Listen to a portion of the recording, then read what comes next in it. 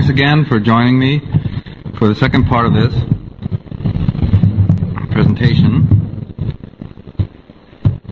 And if you give me a minute, we'll connect with where we were in the previous one.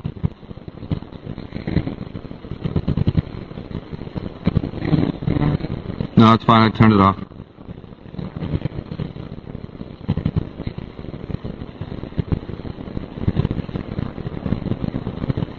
Well, I'm fishing through the files.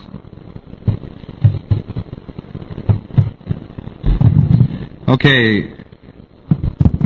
I'd like to come to the synopsis so we can get to the matter of how much influence there has been in our society from these visitations and the coming of the gods.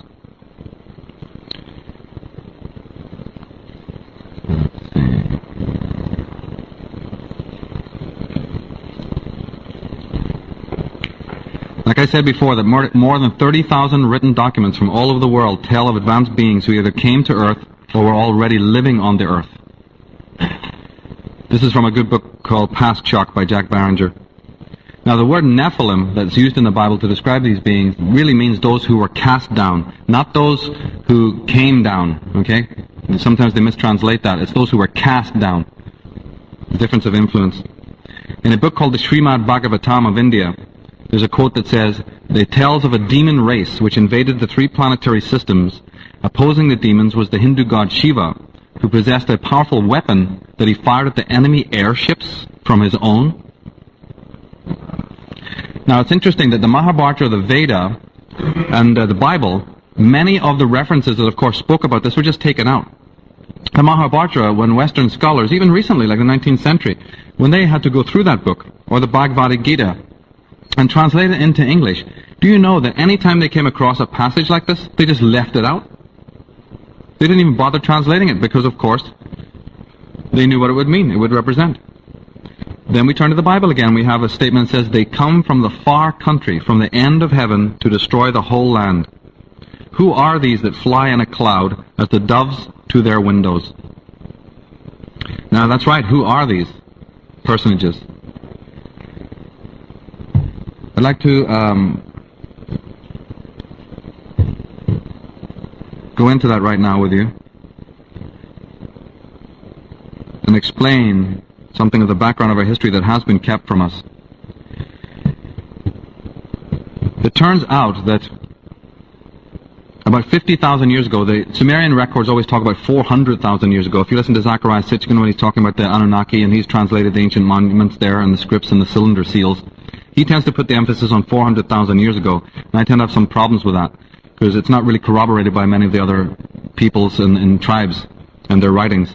The Celtic peoples, the tendency is to believe it's about 50,000 years ago that our planet was actually visited by aliens. And the stories of the legends, when you research them enough and find out what was going on, you actually discover that a race of beings who had been expurged from their own planetary system somewhere else. Some people say Sirius, others are talking about the Pleiades. There's different philosophies. They had been expunged from their own system in an Armageddon that they had been having on their planet. And they left, and they were being pursued. And they were extremely advanced people. They're where our technology is, maybe even 1,000 years and more in advance. And these beings had space travel, and the stories talk about how they left their own planetary system and they were being pursued, this adversarial power, you see. And it somehow says that they strayed into our solar system while they were being pursued, and they were ahead of their pursuers. And what they did was that they landed, or at least pretended to land, on another planet that used to be in our solar system. And we'll come to that. Now, we have information.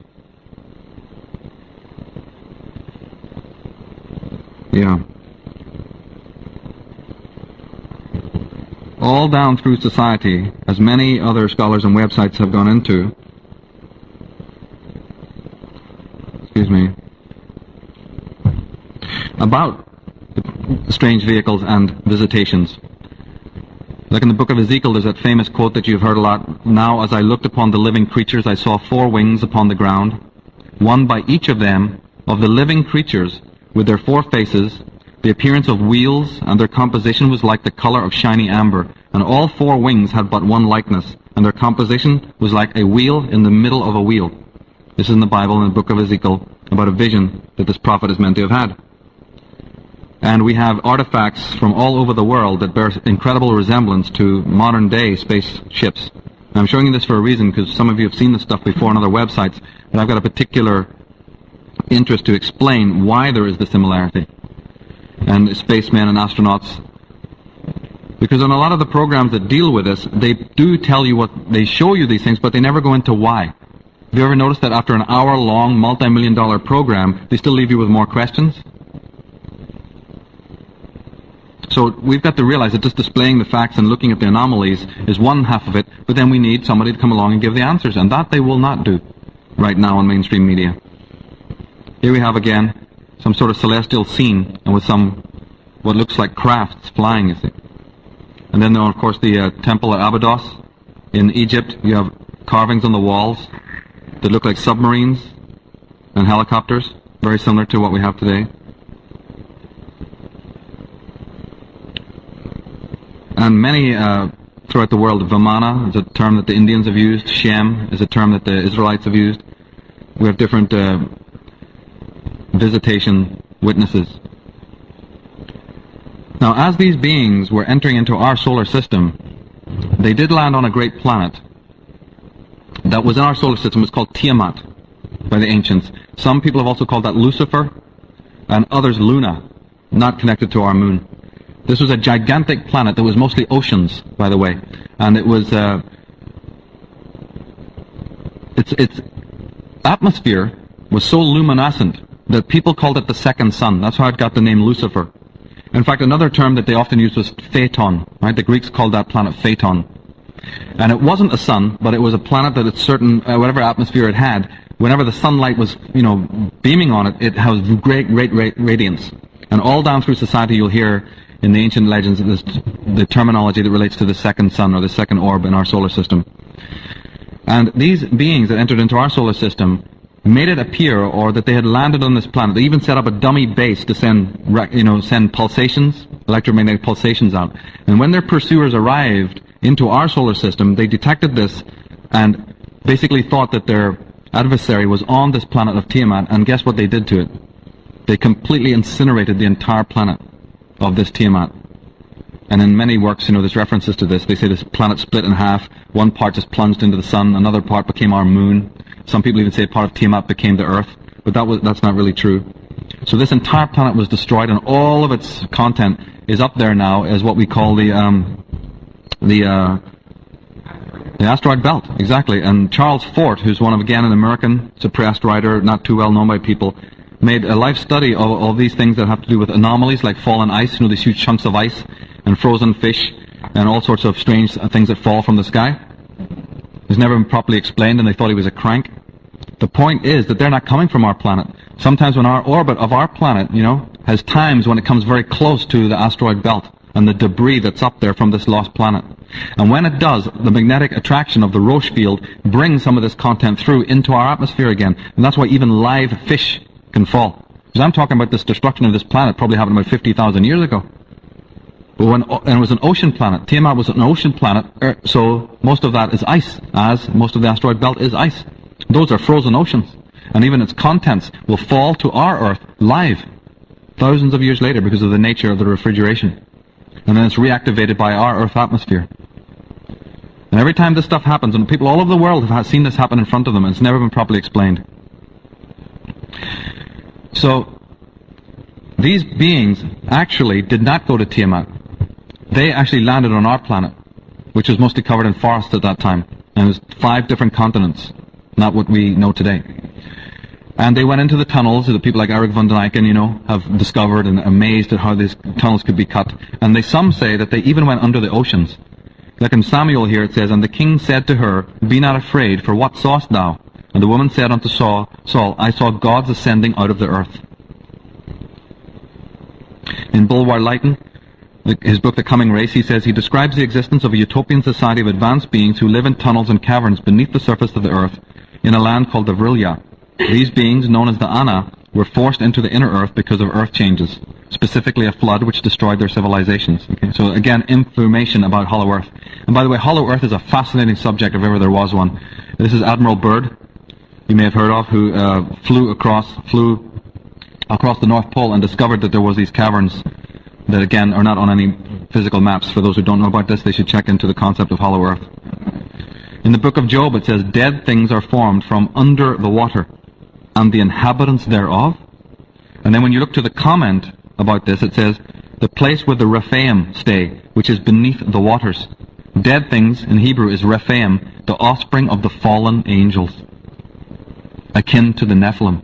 But again, just for now, let's notice that they're talking about living under the waters. You know, the Celtic legends speak of exactly the same thing. How that when the gods, the negative beings, come to attack the gods, they come from under the ocean. That's another thing that people just throw across the room and go, what is this nonsense? When they read it in a legend. They don't take it seriously. Now these beings came to our planet, and after they knew that their pursuers had basically gone, they emerged out onto the surface of the earth and set up their headquarters on the continent of Appalachia, and the headquarters was called Atlantis. Atlantis is not a continent. This is another piece of disinformation that's been brought out. There was 5 gigantic continents in those days: Tyrrhenia, Beringia, Oceania, Fennoscandia, and Appalachia. And Appalachia was in the north. It's where, North America, Alaska is, or where the Arctic is now, right across past Greenland, Iceland, into where north of England, and then into Sweden, and into Siberia. That whole area, but specifically the part between, say, Greenland and England, this is where Atlantis was, on a gigantic continent. You could walk the whole way. And the headquarters of these alien beings is what we've come to call Atlantis. And when they set up this advanced, they had all their technology with them, spacecrafts and all sorts of super technologies. Remember Superman, the movie? How, when they watch Superman, when he goes up to his, his oracle or his tabernacle, his temple, don't they show him going north, up into the Arctic, into the snows, and then he goes into his precinct and it's all like a crystalline computer? Do you remember that? Superman from another planet? Yeah, somebody's trying to tell us things there. Anyway, these beings started to interact with us. Now, our planet, in the 65 million years or whatever we've been on this planet, Homo sapien has been on this planet as hunter-gatherers, we probably have been visited enormous amount of times by cousins and brothers from other solar systems. But the policy of most of those groups has always been to come here, do your research, but not to interfere in the actual destiny of the indigenous peoples, the Homo sapiens and the Neanderthals and the Angus people that were on this planet. Not to involve yourself, and if possible, not even to be seen. Okay? But these beings who came here were what you would call in Milton the fallen angels, better to reign in hell than serve in heaven. And they had an agenda that did want to interfere with the Homo sapien at that time.